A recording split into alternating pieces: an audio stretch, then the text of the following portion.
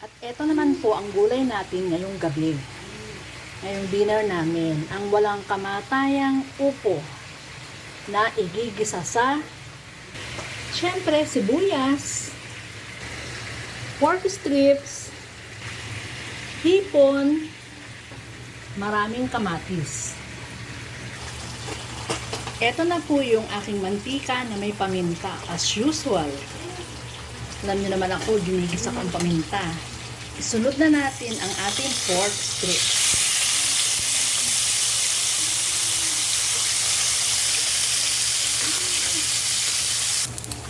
Ilagay na natin ang ating sibuyas.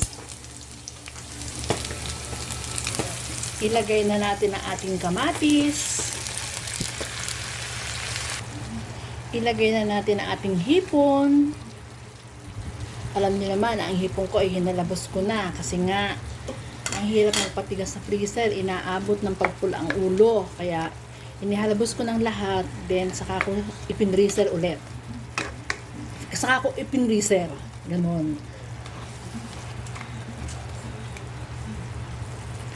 Lalagyan na natin ang ating patis.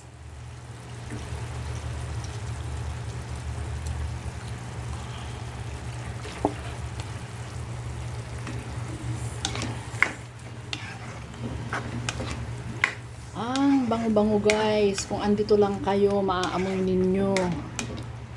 Ang sarap-sarap.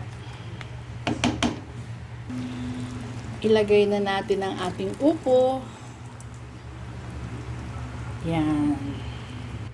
Guys, ito na ating gulay. Luto na siya. O siya. Tara, kakain na tayo.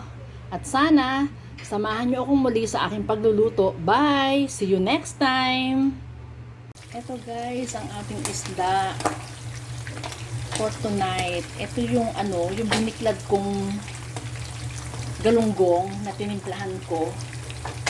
Yan yon.